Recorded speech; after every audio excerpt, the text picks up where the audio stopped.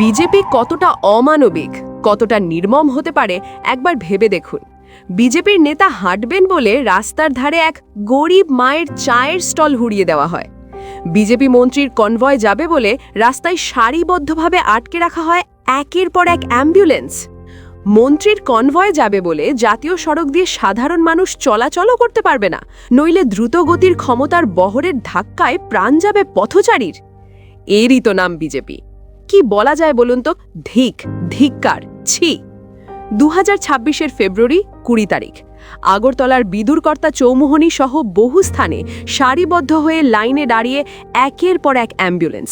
Siren বাজছে, ভেতরে রোগী কাতরাচ্ছে, মৃত্যুর সঙ্গে লড়ছে। কিন্তু রাস্তা ফাঁকা থাকলেও পুলিশের ব্যারিকেড অটল, কারণ এই রাস্তা দিয়ে যাবে অমিত শাহের কনভয়। মানুষ কাতরাতে কাতরাতে মৃত্যুর দিকে এগিয়ে যাক, কিন্তু অমিত শাহের গাড়ি থামবে না। যদিও আগেই বিজ্ঞপ্তি দেওয়া হয়েছিল রাস্তা বন্ধ থাকবে, তবে বলা হয়েছিল জরুরি পরিষেবার গাড়ি চলতে পারবে। কিন্তু বাস্তবে অ্যাম্বুলেন্সও দাঁড়িয়ে রইল লাইনে। এই রাস্তা আগরতলা শহরের দক্ষিণ ও পশ্চিম অংশের মানুষের জিবি হাসপাতাল এবং আইএলএস হসপিটাল যাওয়ার একমাত্র ভরসা। তবুও থামিয়ে দেওয়া হলো জরুরি পরিষেবার সব গাড়ি।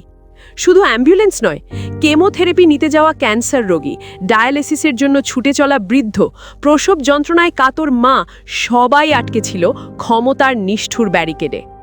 কতটা অমানবিক হলে একজন মায়ের প্রসব যন্ত্রণাকে, একজন ক্যান্সার রোগীর সময় মতো কেমোকে, একজন বৃদ্ধের ডায়ালিসিসকে ক্ষমতার কনভয়ের নিচে চাপা দেওয়া যায়? 2021 সালের ডিসেম্বর আগরতলার শিশুবিহার স্কুল ও এমএলএ হস্টেল চত্বরের ছোট ছোট চা স্টল বুলডোজার দিয়ে গুড়িয়ে দেওয়া হয়েছিল, কারণ তৎকালীন মুখ্যমন্ত্রী বিপ্লব দেব শরীর চর্চার জন্য সেই পথে হাঁটবেন। 2026 সালের 28শে জানুয়ারি বিজেপি সরকারের মন্ত্রী শুক্লাচরণের দ্রুতগামী কনভয়ের ধাক্কায় প্রাণ হারান একজন অবসরপ্রাপ্ত প্রধান শিক্ষক। এত নির্মমতা, এত নির্দয়তা, ক্ষমতার এমন নির্লজ্জ প্রদর্শন শুধুমাত্র বিজেপির রাজনীতিতেই সম্ভব।